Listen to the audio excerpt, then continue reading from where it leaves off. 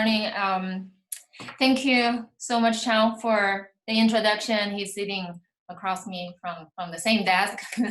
um, so let me see. Next slide. A little bit about me. This is from the Chinese New Year. We had a celebration. My parents, my sister, and her kids. And this is my daughter, Radia. We've been living in Blacksburg for 10 years, more than 10 years now. And I want to share my journey of experience, sort of overcoming most part of imposter syndrome. And I think this is just so huge and people don't talk about it. And I think if I don't talk about it, no one will. So I feel like it's also my duty to say something. News anchors' jobs are easy. We've been watching a lot of news lately because of COVID-19. And the other day, my daughter, she's in 7th grade, she said, hey, news anchors' jobs are easy. And so I told her, it's not so easy if you have to, on national TV, be able to think and argue and reason. That takes a lot of mental power. And so how do people do that? Right? How do people be able to expose themselves and still be able to think rationally in a logic form and speak? So I have some thoughts, a lot of thoughts about this.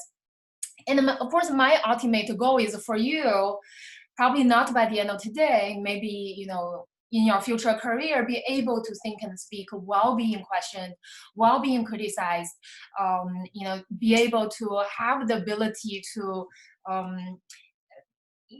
defend yourself while even you're nervous.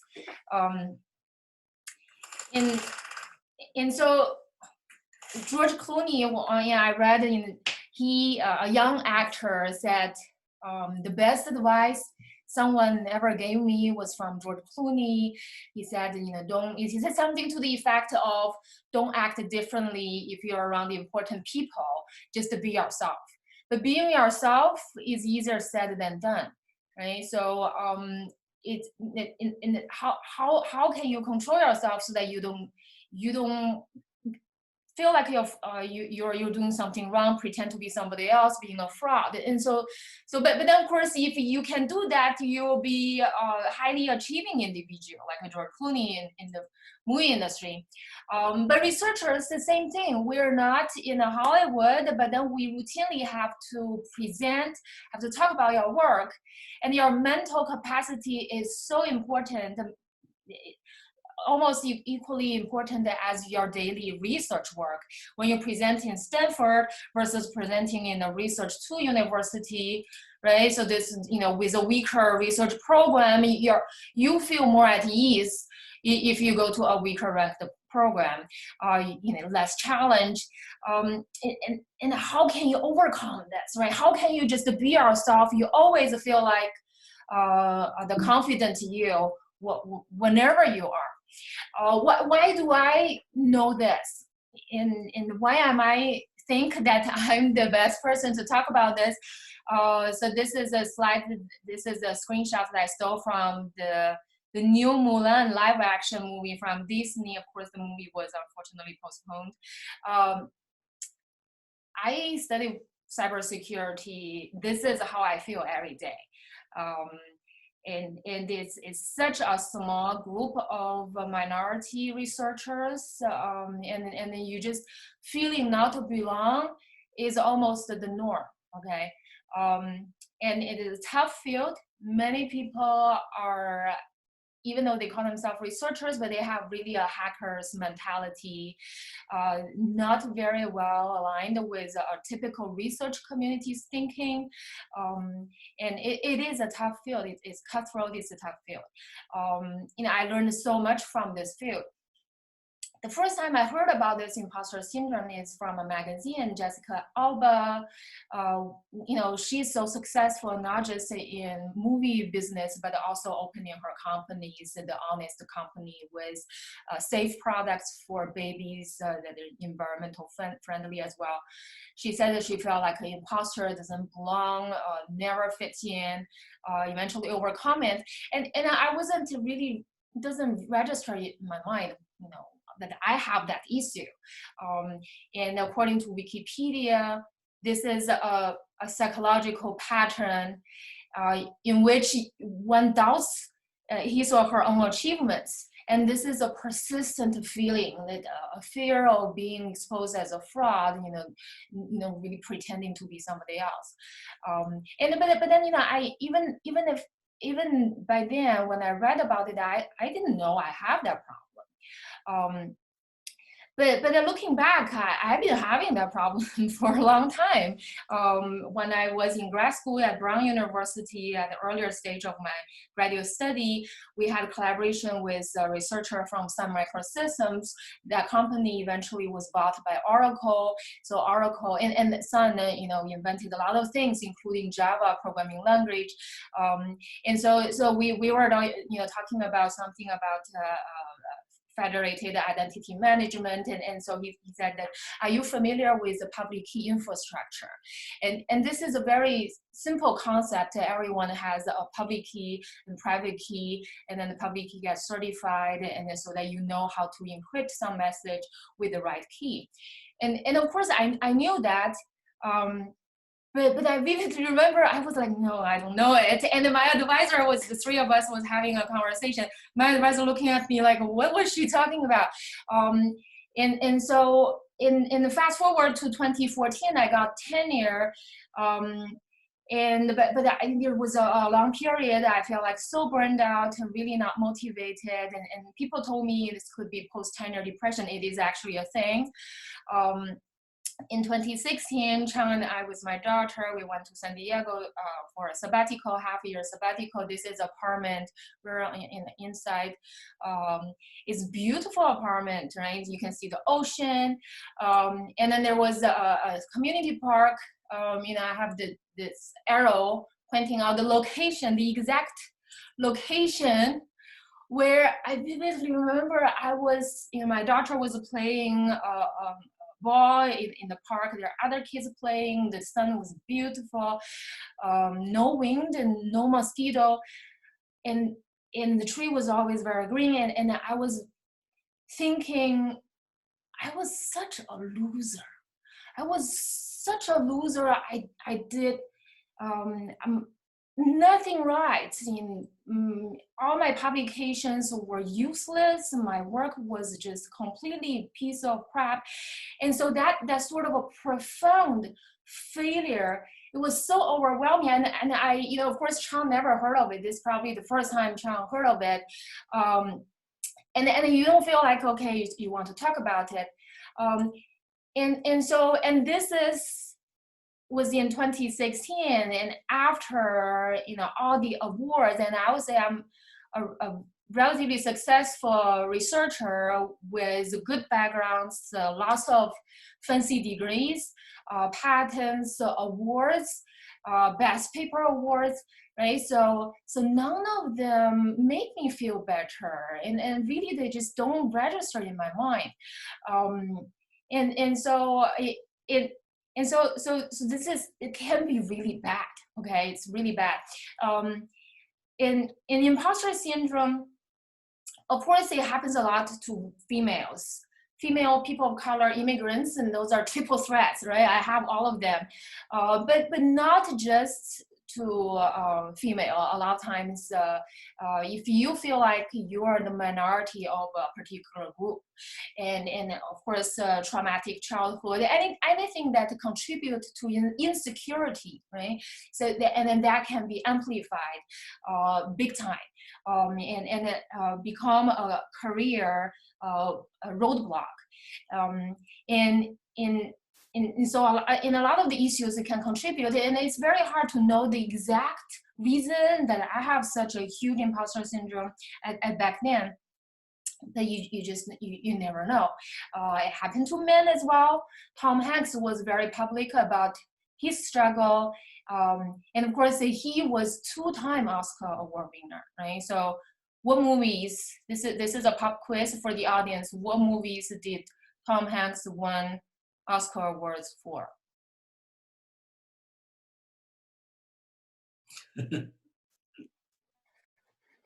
Forrest Gump. That's good. Who said that? I said that. This is for the audience. The other one would earlier than Forrest Gump.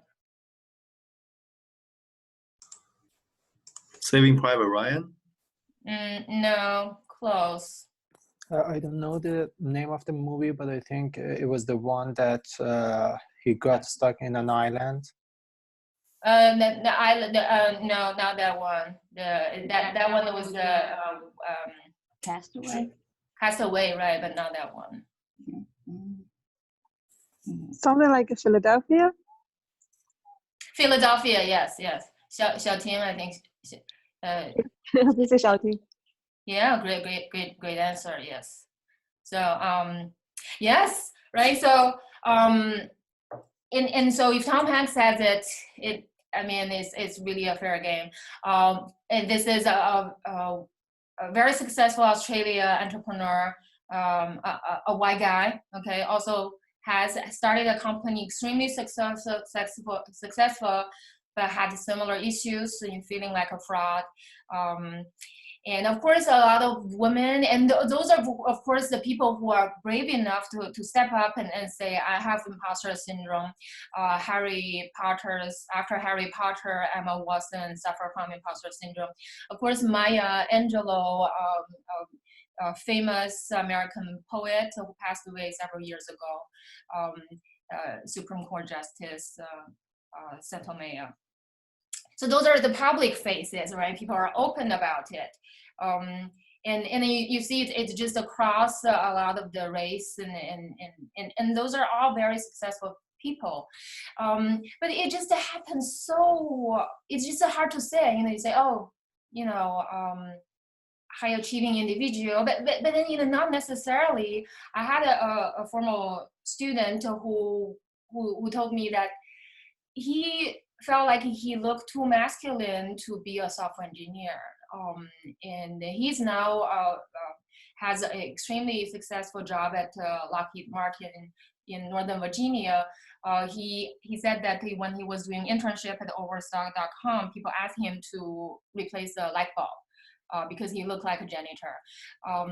And for many years, people asked me, people said, oh, Daphne, you look, you don't look tough enough to be a researcher. You smile too much. You look too nice. You're too approachable. And it's really hard.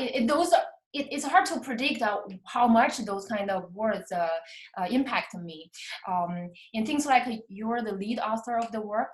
Like, are you the lead author of the work? And so so I think this. I have all issues with the smiling. Nowadays, my family members say I smile too less. And so that's the other problem. But where does the bias come from, right? So why people ask me to smile less? And so I did a simple Google search of the keyword university professor, right? This is the images that came up, right? So, of course, I don't fit in. I don't fit in at all to this image, to this stereotype of professors.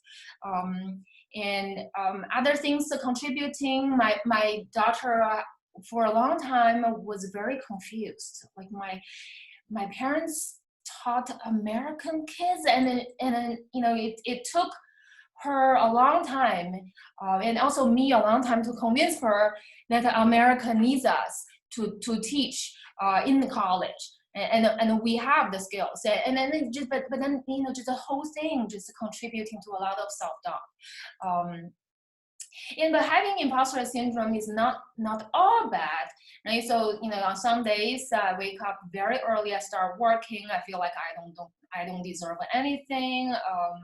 I always feel like I need to do more to prove myself. I just need to do more, not necessarily, to prove myself, but I don't know why I need to, make my parents happy. I guess it just it is a motivator. Okay, a lot of times that it is an asset.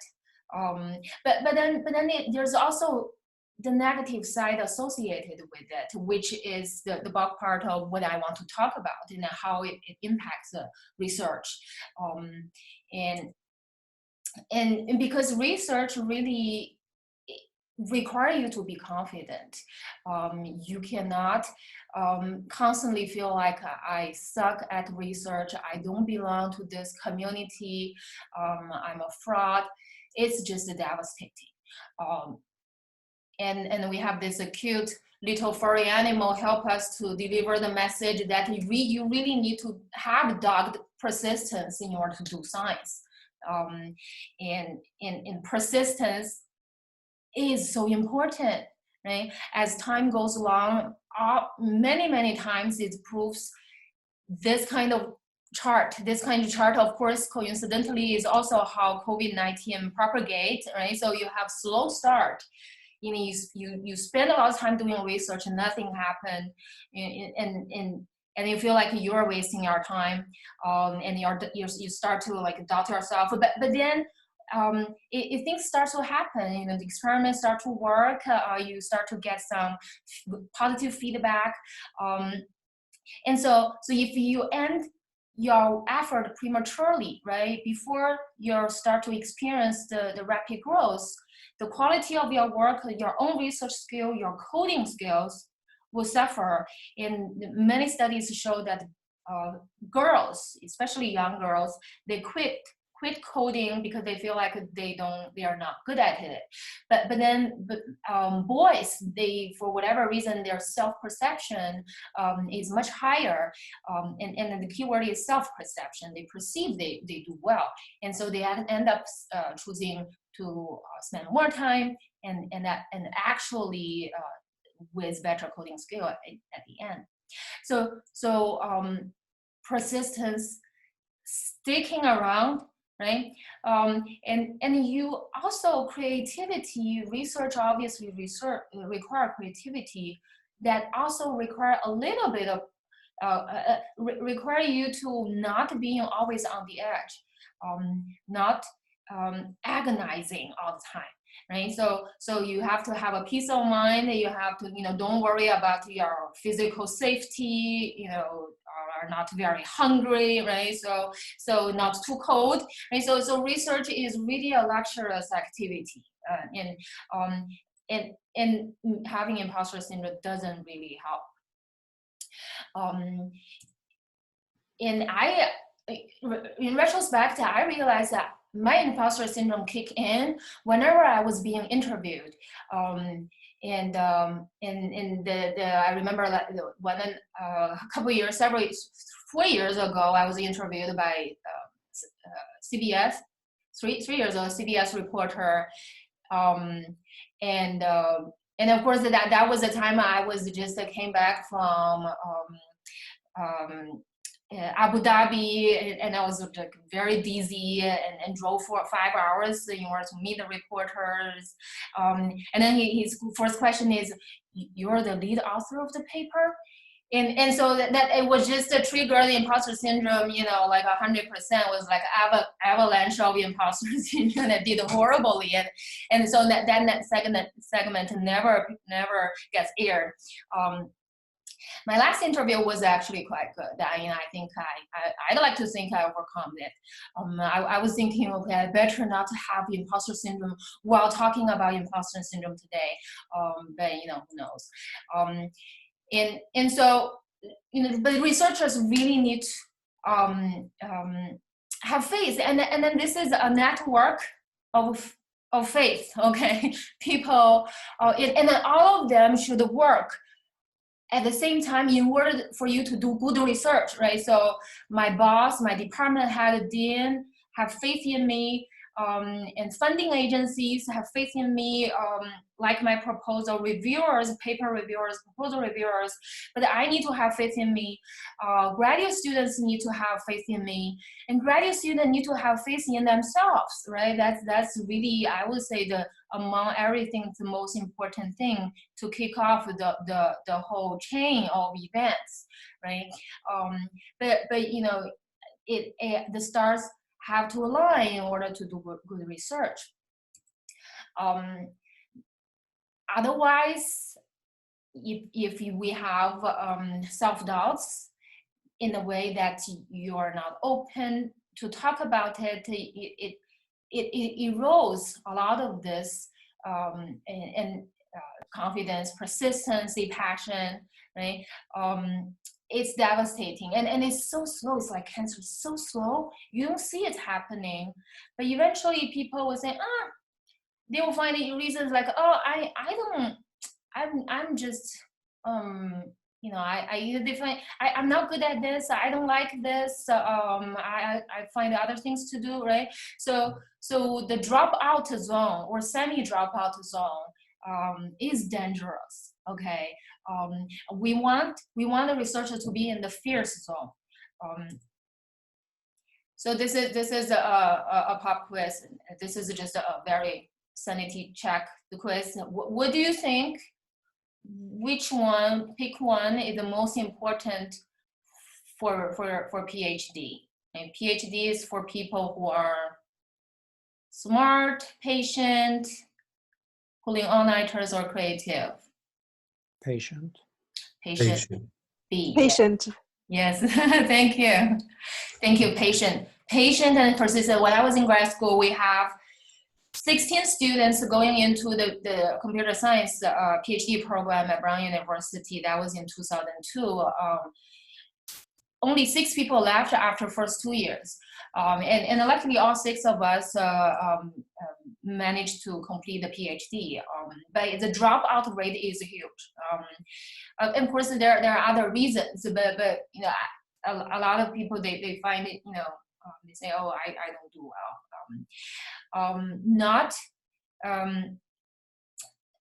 Not recognizing imposter syndrome, one of the dangerous side effects is afraid of taking risk.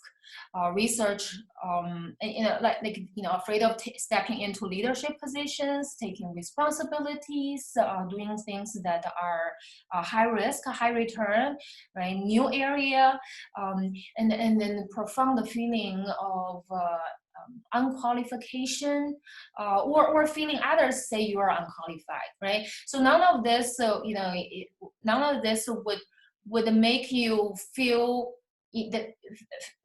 like you are a fierce researcher, right? So lukewarm is not good enough. So here, we have Greta Thunberg helping us to say that research involves risk and uncertainties. Okay, you have to embrace risk. When you do research, you just have to embrace risk. But of course, it takes a lot of mental power in order to take some risk, okay, in research. And then feel comfortable with it, right? So feel comfortable you are actually, you know, have a good control of what's going on.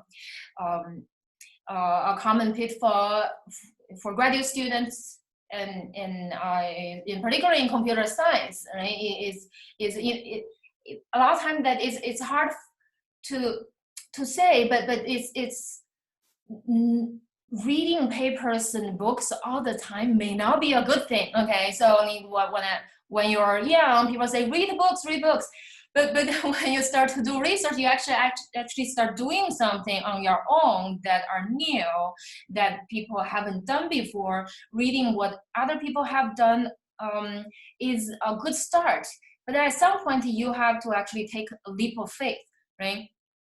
And the CS is such a fast-moving field, and really, we just don't have a lot of luxury of spending times in the library. But do you really need to read all these books before you start doing something? You do have to recognize that there are you are good enough. At some point, you are good enough. You can start doing something. I like to think this way. If your advisor had a better choice, he would not or she would not ask you to do it. Okay, so you would be the best qualified person if your advisor asks you to do it. So don't think, okay, I cannot do this. How can I do this? Janet Yellen. This is the former chair of Federal Reserve, of course, extremely important position, right? When Bernanke, the former chair, was about to step down, and her name was being floated as a potential candidate. And then all of a sudden, people say, oh, maybe we should have Larry Summers. Okay, Larry Summers obviously is much high-profile individual, former president of Harvard University, vice president of World Bank, and just all-time geek, just high-profile and like celebrity kind of economist, and to which. And then, Janet Yellen, people say, oh, she's unqualified and not experienced enough, blah, blah, blah. And to that criticism, Janet said, don't count me out yet. Okay, so this is something that we should all remember. We should all learn from. Okay, do you think you don't take other people's criticism too seriously? And part of it is that other people will criticize your work, okay, harshly, and that's almost is a given. And those quotes are pretty much real quotes from the reviews of my work, that a lot of the papers they eventually got published in top conferences in computer science. People submit to peer review conferences the full paper. Things like, oh, you should work on Y instead of X. Work is not surprising. That's just, and you don't have new math. Who has new math, right? And also, your work is too rigorous for a security conference. It's like, it's so rigorous. It's just a pure bad. And so, don't take these too seriously in a way that you do have to defend your work. I had a student who read it many years ago during his PhD or like preliminary exam. There was a question about the security of his work, and he said, "You're right, our work is not secure." And so later on, I told him, our work is secure. You have to defend your work, right? You have to explain what scenario it is secure, right? So you work on cybersecurity. You just cannot admit your work is not secure, and we work very hard to secure your solution. But then when you are nervous and you feel like you are a fraud, it is just you gave those kind of idiotic answers. In cybersecurity, it's a lot of people don't know, but then whenever I have chance, I talk about Frank Cohen back in 1980s proved that it's impossible to achieve perfect security, and then even without the proof, it's true. Part of the reason is because that attackers, they're in the dark, and then they can see how you defend, and then they will try to circumvent your defenses. And so they are almost always take the upper hand. And so by the same token, I learned that it's impossible to please everyone, and there's always people who think you suck. And so you really don't, you should not let yourself drown by those criticisms. And so now we know this. How can we cope, right? So first of all, it's let's say working hard you know, I don't want you to say, oh, I'm working so hard, I must have imposter syndrome. No, no, no. Working hard is a must. It is a starting point of a researcher, okay? You should not say, there's this woman who said that if I work hard, I'll have imposter syndrome, so I cannot work hard. That's not what I'm saying. Also, don't go to the other extreme. Don't be like Elizabeth Holmes. Don't be like Billy McFarland. They're just pathological liars and who just say things they don't mean and they keep bragging. Don't be like those people, right? So you do have to recognize your strengths, but you cannot exaggerate. But it's very important you know your strengths. It's extremely important you recognize your specialty, your unique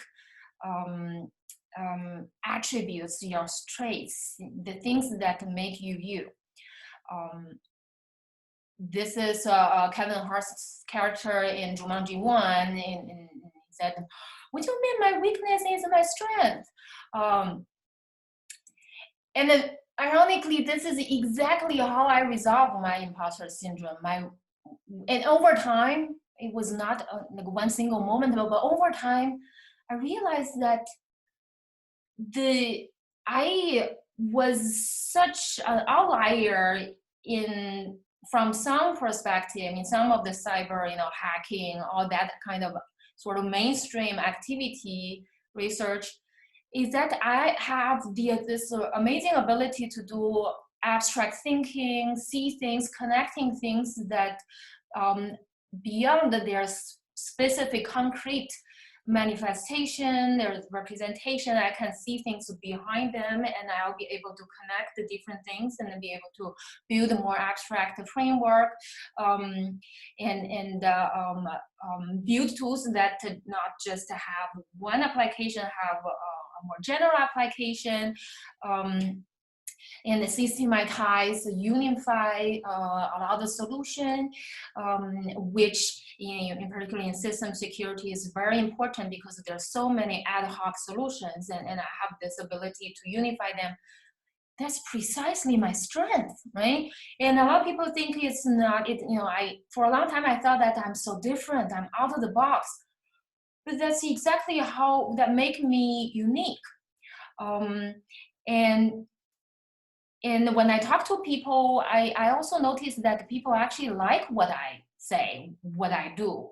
People actually need me, need my help, need this kind of contribution. And so that is my biggest moment of clarity. So I want you to do, and of course not all of you have imposter syndrome, but regardless, right? Regardless, you should know your strengths. Let your strengths shine, okay? And then do this again and again, okay? And this is, if you can remember one slide, this is the most important slide from this talk. Of course, what if you don't have any strengths, right? You don't have any strengths, or you think you don't have any strengths, right? Everyone is different because of their experiences are different, their background, how their brains are wired. It's just a lot of times that there's this dominating narrative of what is good, right? So, and that is defined by actually a small group of people, in cybersecurity. The dominating style is really defined by a small group of pioneers. And so you do have to identify, what do you have, not necessarily aligned with the dominating narrative, the mainstream, but everyone has strength. Great minds don't think alike. What about your weaknesses, right? So this is also very important. This is, there are certain things, for example, communication skills. If you do have weak communication skills, that's very important, right? All culture, all society, in particular American, in research, communication is very important. And I don't like the fake it until you make it. Like, what is it? what does that mean? So I do have an algorithm, right? So you're in the computer scientist talk. You're gonna see some sort of this algorithm flow chart. If you, my suggestion is if it's a critical weakness, right? If it's a critical weakness, you do have to work hard to improve it. And I tell my students, if you have weak social skills, interpersonal skills, weak spoken English, you do have to work very, very hard to improve it. And then it's not to say that you cannot collaborate. There are certain things, for example, if you don't feel, if you are not good at drawing picture, right? So you can collaborate with people, use tools and delegate. But if you have weakness, you do have to improve it. Don't fake it. It just, you cannot avoid. By the way, a lot of sports movie, overcoming self-doubt, I really like Replacement. So I suggest, if you have time, Waterboy, also a really good movie. Of course, when you watch a movie, it's the message, the real message is probably only take for 5 minutes. You have to endure all the other like an hour and 30 minutes of other things, and have role models of this goes without saying. But I want to say, don't think that if you're a guy, don't think that you have to have a male role model, or if you're women, you need to have a female role model. No. You can have you just I try to think about how other people would do in my situation, and that person may or may not look like me, or have superficial features like me, but look up to people and see how they do. And of course, you will always find out your situation is unique. But what we have talked about so far is just to improve yourself, like self-help, right? So, but it's very important to also know that there's this other thing called the environment that contribute to your success. Build your support network. Over the years, what I find is extremely, extremely important. And I am I'm a founder and organizer of this Women in Cybersecurity Research Workshop. We just had a virtual workshop earlier last month. Had a whole bunch of successful speakers involved. And in 2017, we had this inaugural workshop with a lot of young people coming from all around the world attending the event. And finding our allies, you don't have to have all female team, right? If you are a woman, but there are men who can serve as your allies. This is a women's reception we had. We said, welcome everyone. Everyone is welcome. And celebrate every moment. In our workshop this year, we start to give the inaugural Early Career Award that goes to Professor Martina Lindorfer in Vienna, TU Wien, and Professor Xiao from National Taiwan University received the honorable mention. And those are very successful upcoming researchers who are going to be leaders of the field. We want to recognize their achievement. And of course, this is the support system, okay? You improve yourself, but you also need oxygen in order to survive. And it's very important we celebrate all the achievements. And for graduate students, I noticed that a lot of time that you spend a lot of hard work, and then by the time your paper got published, you're like so exhausted, okay? And you don't want to think about it, you're just so ready to move on. But please celebrate. Celebrate. The part of it, the process of celebration is talk about what you did right, what make this paper good, make people like it, make it so special. You have to recognize your hard work, and that contributed to this process of knowing your strength and let it shine.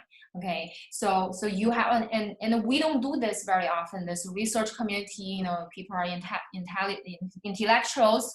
We are sort of like very tamed in terms of personality. We're like, you're okay. Well, you're okay means you're really good.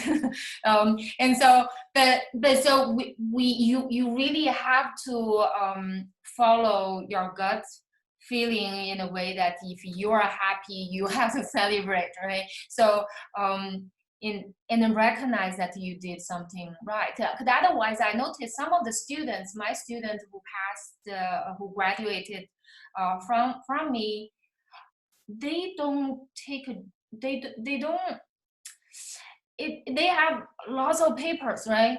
But then they still feel not very good about themselves, right? And so it's you're like, okay, your paper got in. It's probably because this is a bad conference and they really don't have a lot of thing, or they because we have the reviewers who happen to don't know anything, and so they find any excuse, those kind of excuses, and which is very frustrating. I keep telling them you're very good, but then they don't even believe that they are very good, and so by the time they move on, and that's very devastating. So do recognize your achievements.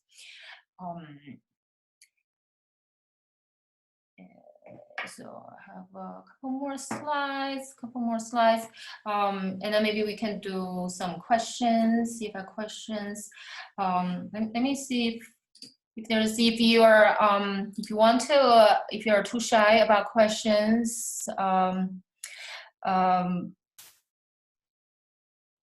you can type your question to me in the chat message, and I can discuss at the end. So what else to cope with imposter syndrome? And this is also very important. Okay, this is fall in the category of self-help, but then this is something you do have to watch out.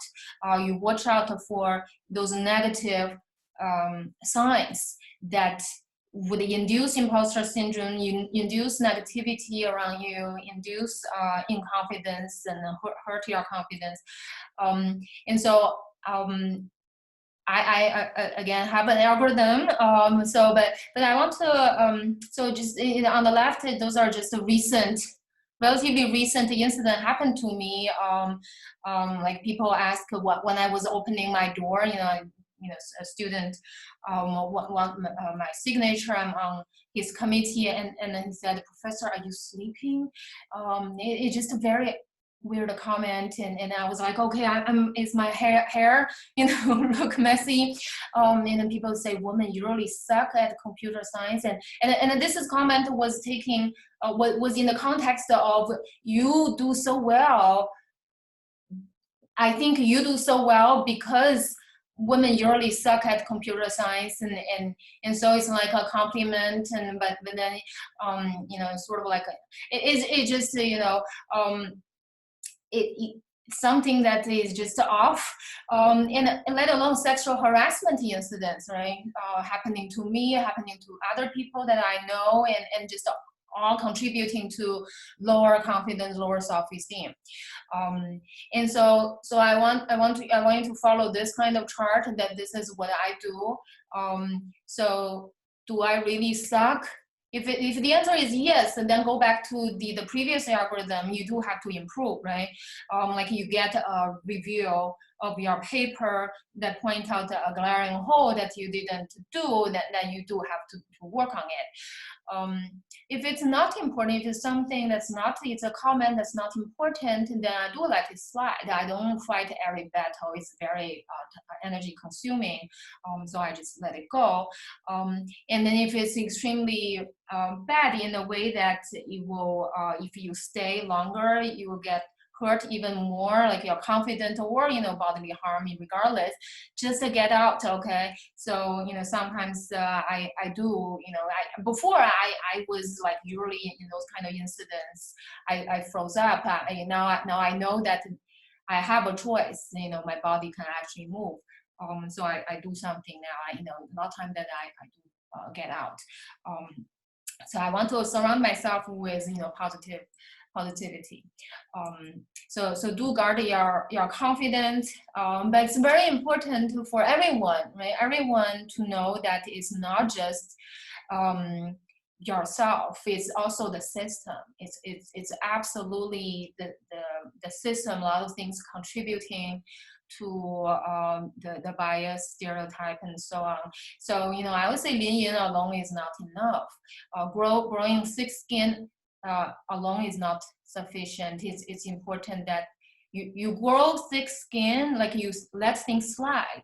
But then knowing that there's also other things that are completely out of your control, but that impact you, that needs to be improved.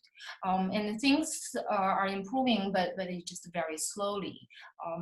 And a lot of times that now I'm more senior in my career, I help build a support system for younger people, make it more welcoming, the community, the research community. But there's definitely two factors.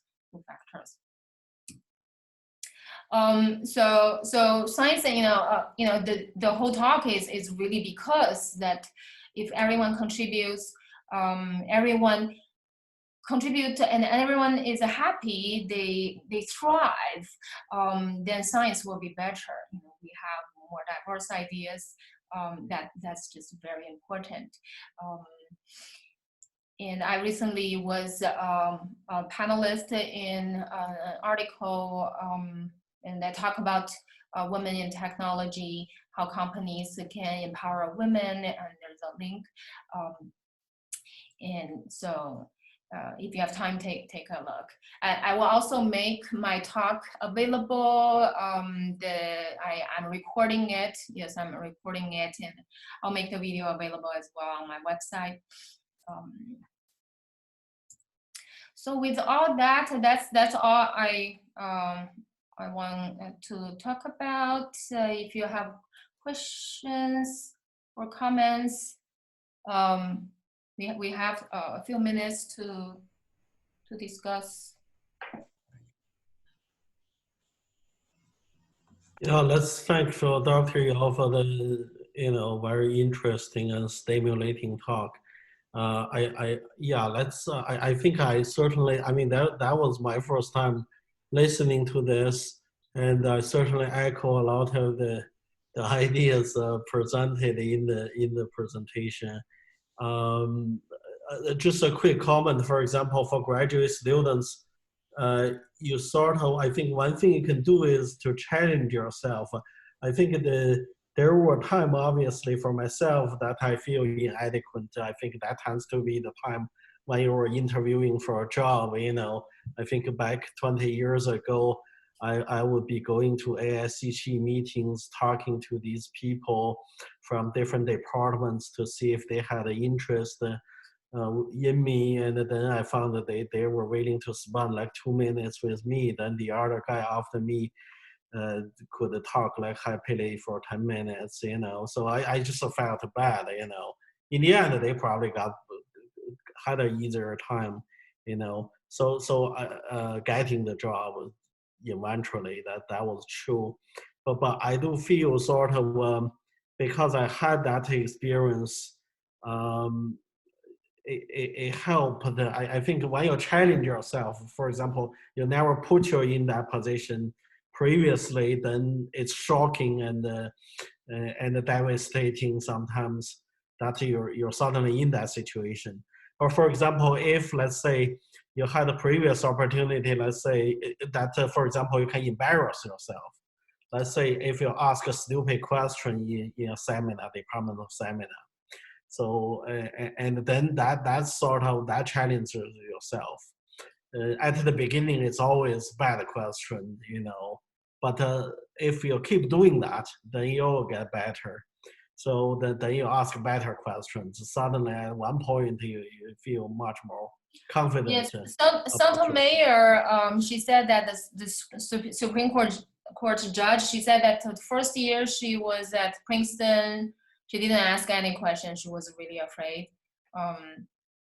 So yeah, it's very common, but do challenge yourself. Yes. Challenge yourself, and then if you have the chance to go to a national conference, do plead with your advisor to let you go, because I think that's a very good opportunity. Because when you're doing that, you see people from all over the country, maybe all over the world. That's why you present your research. Maybe occasionally you see that kindness and compliment from other people. They tell you that they shake hands with you. They say, okay, I really enjoy your talk. I think at the beginning of a career, these kind of incidents mean a lot to you. It just suddenly say, okay, you know what, at the national level even, or the world class, I may be a world class researcher really. So I think if that incident repeats itself a couple of times, now you're suddenly much more confident about yourself.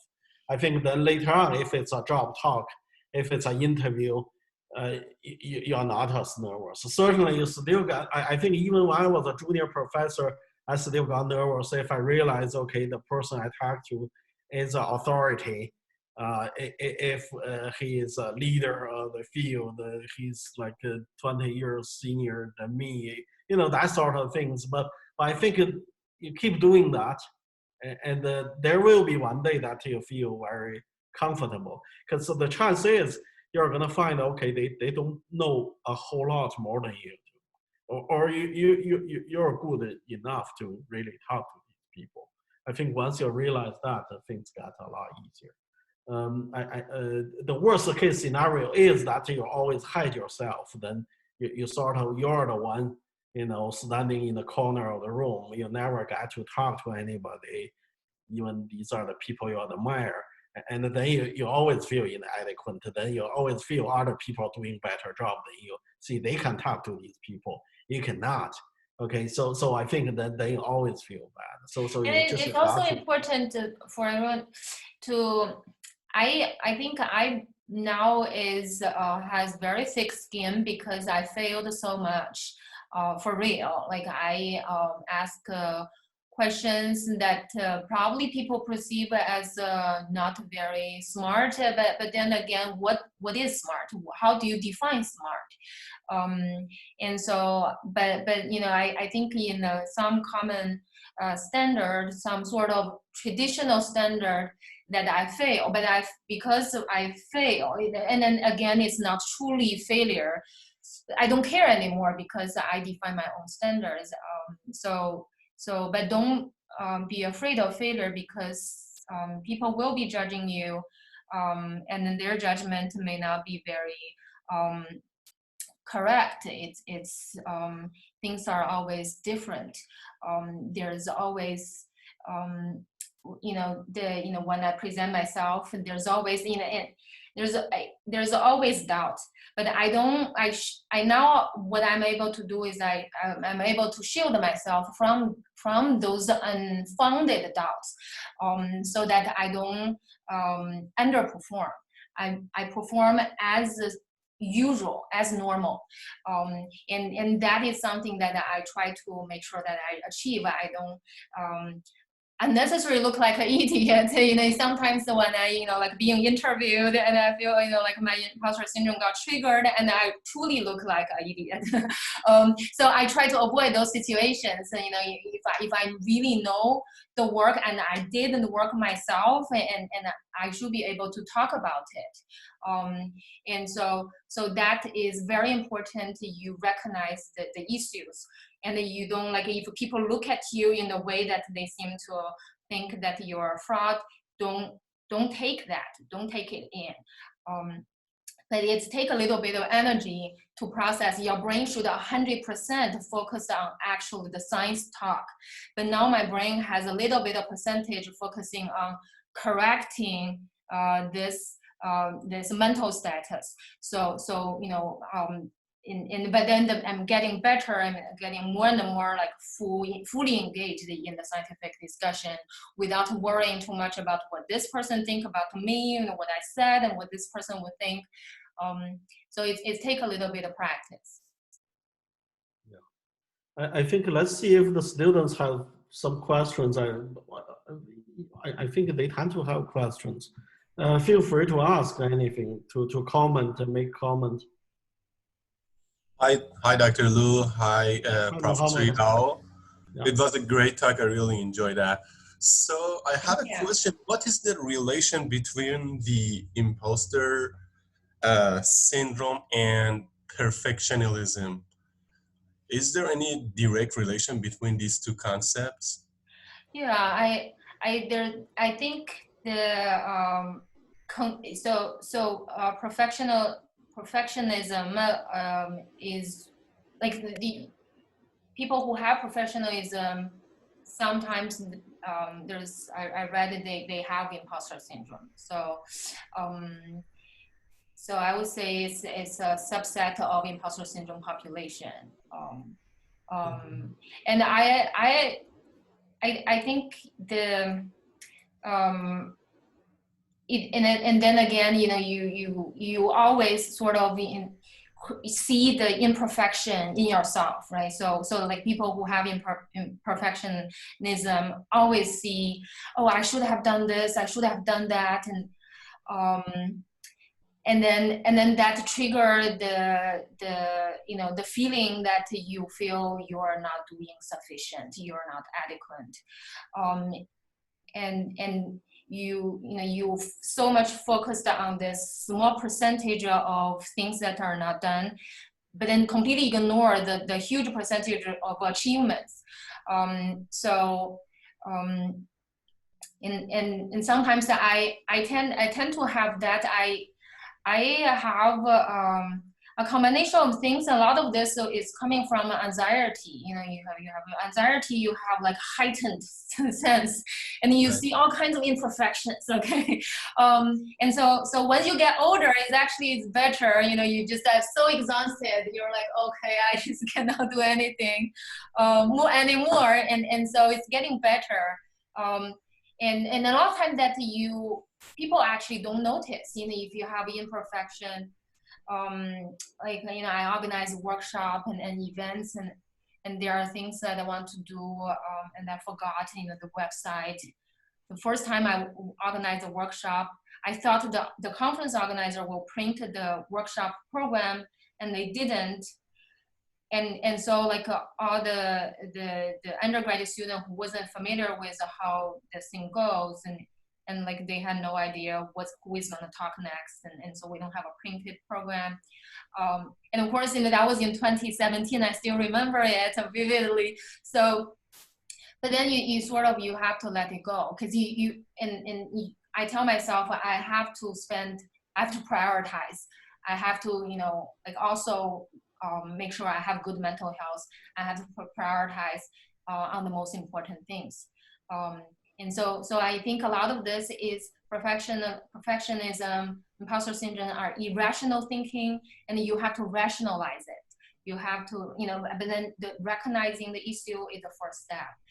Recognizing this is not productive. You just cannot live with this constant feeling of not doing well enough. And so that's just has to change. Right. Thank you so much. Good question. Thanks.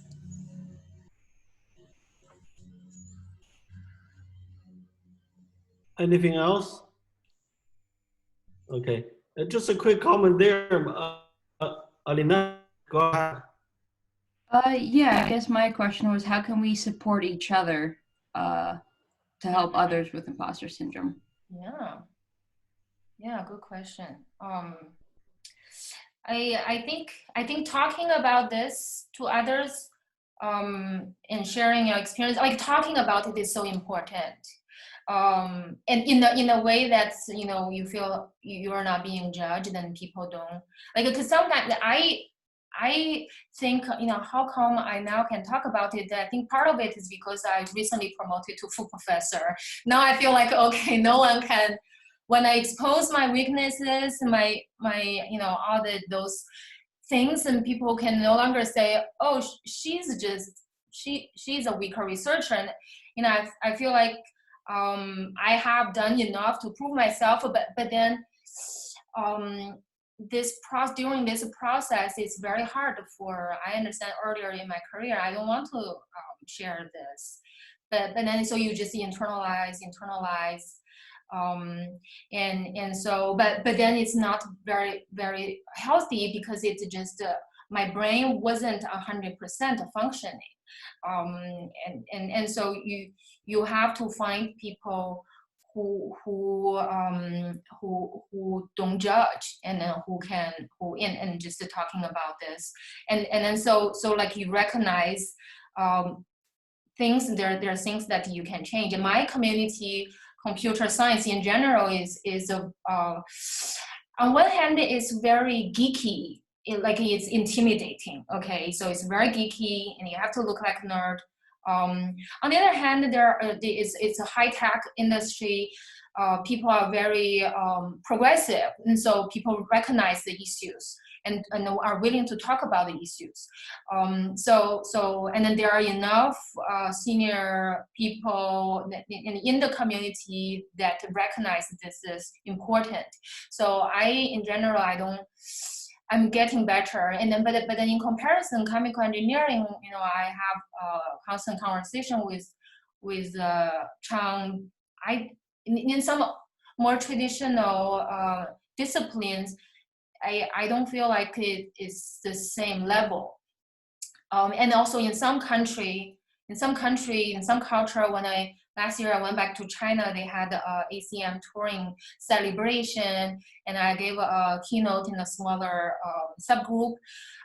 They have a big award ceremony in the main conference, and so they have like best dissertation, and so it was like just a lot of very little represent, there's a huge gender imbalance in people who receive awards. And then Lenore Blum, who is a professor in CMU, Carnegie Mellon, when she went on stage, she said that next year I hope to see more female awardees, but I don't think the conference organizer understand what she meant, and so like in some culture it wasn't the thing, like women in computing wasn't the thing.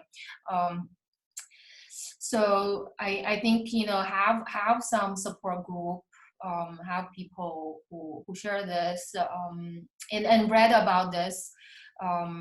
It definitely is very important, very important. And it's not talked enough, and this topic is not talked enough because there are people are afraid of sharing their experience. I'm contemplating. I haven't decided, but we have this magazine. It's a communication of ACM. It's similar to you guys have this ChemE, like a monthly magazine. When I flipped through the pages, there was all technical discussion. I wanted to volunteer to write a column on the last page about career-life balance and so on. Yeah, I think that would be very useful, especially for engaging young people. And I think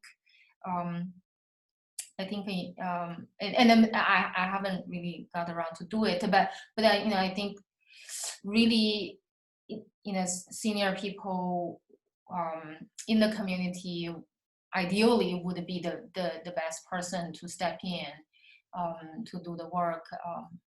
And so, but the student Lynette also reached out to me.